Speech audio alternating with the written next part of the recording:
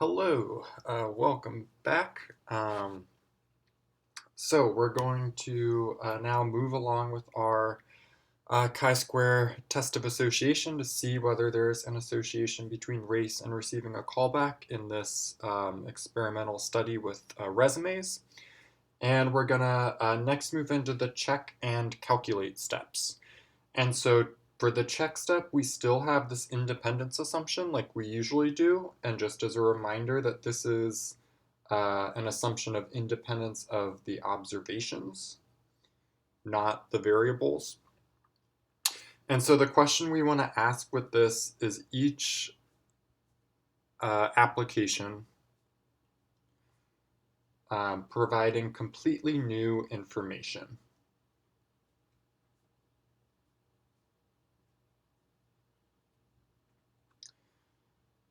All right, so you could take a second to kind of think about that. And so you could really kind of argue either way, but for this case, I'm going to argue yes. It doesn't seem um, like knowing whether the first applicant in the data set received a callback.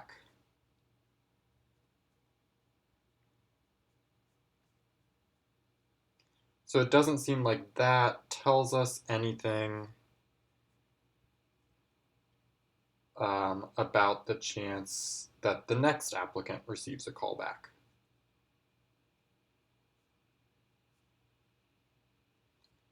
So I'm taking the argument that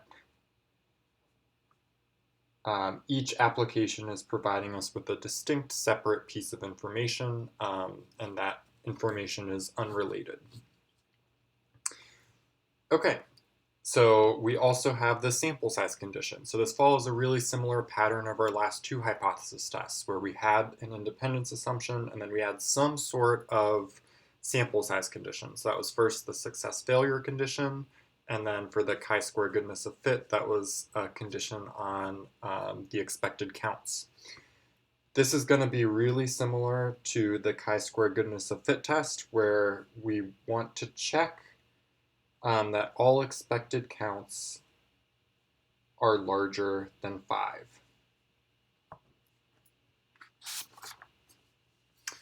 The big difference is going to be how these expected counts are actually calculated. And so they're going to be computed a bit differently for this chi-square test of association.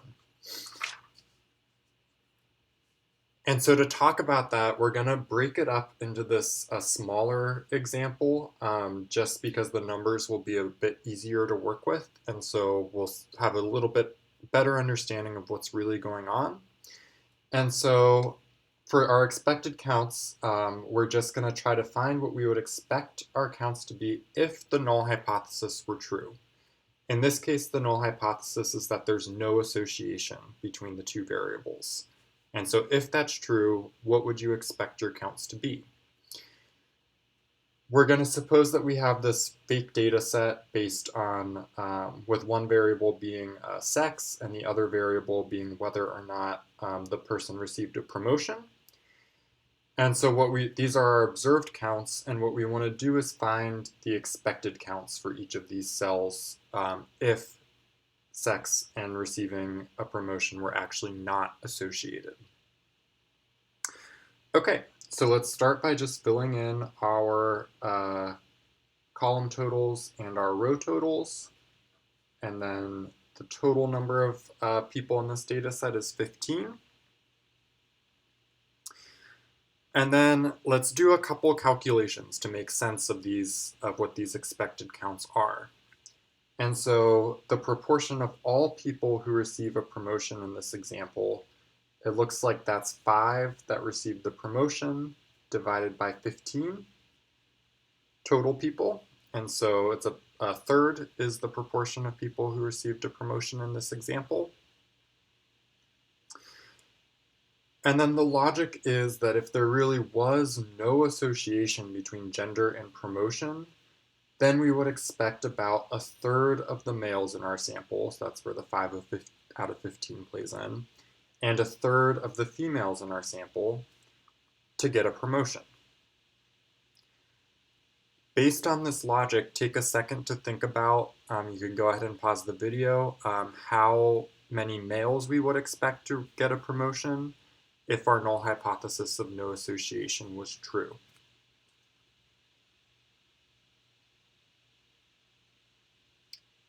All right, so there's 6 males in our sample, and so if there's no association, then we would expect a third of the males to get a promotion. And so that means we would expect 2 males to end up getting a promotion if there was no association.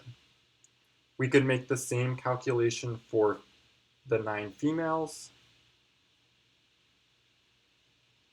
And if there were no association, we would expect 3 of the female job workers in this example to get a promotion.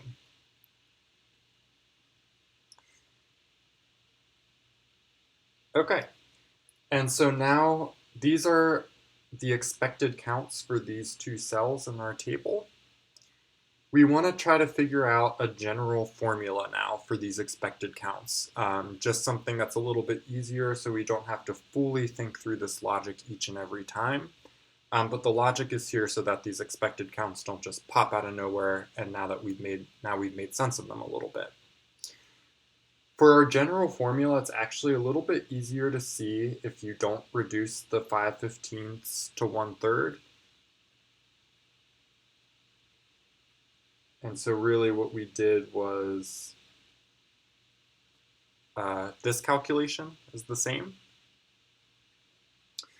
And so from here, you should be able to kind of reason through that the expected count for an individual cell, so let's focus on this one first, so the yes male cell, that's going to be, based on our little formula up here, that's going to be the row total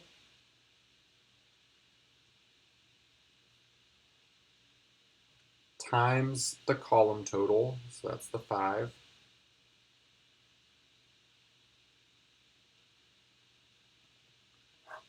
divided by the 15.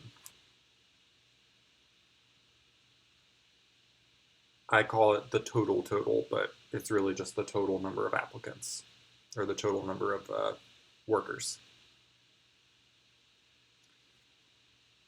All right, and so we could repeat this for each of these 4 cells to get the 4 different expected counts if there were no association between sex and getting a promotion.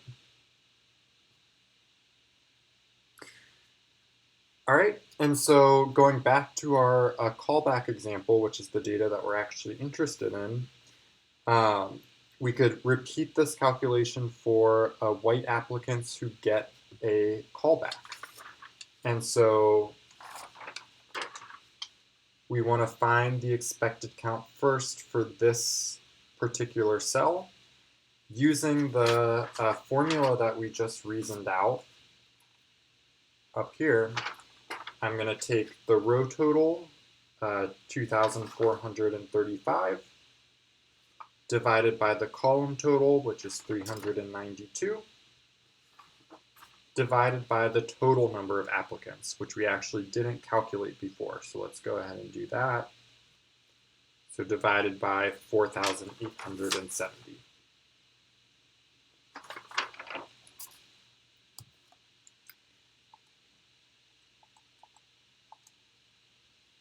So we can go ahead and figure that out to get 196 applicants is the number that we would expect to get a callback if there were actually no association. Again, it's hard to see why that's true for this example where the numbers get so big, but we worked through this kind of easier example just to see the logic behind why this formula actually gives us the expected count if we assume no association. All right, we could do the same thing for Black applicants who did not get a callback. And so going back to my table, I'm going to do, so Black applicants who didn't get a callback, the row total is 2,435. Column total is 4,478. And the total is 4,870. And so if you do this calculation,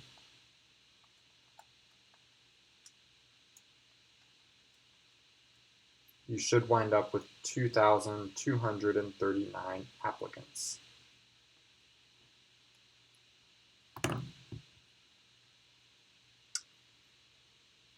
So what we could do is actually build a table of expected counts. And I want to keep it in the same order and format as our table of observed counts so we could easily compare later. And so I'm going to put the no and yes on the columns to match here, and then black, white to match the rows. I'm going to fill in the 2,239 that we calculated for Black applicants who didn't get a callback, and I'm going to fill in the 196 for the white applicants who did get a callback in this bottom right. And so take a second to go ahead and pause the video and practice calculating these other two expected counts. So the expected count for white applicants who didn't get a callback and the expected count for Black applicants who did get a callback, assuming no association.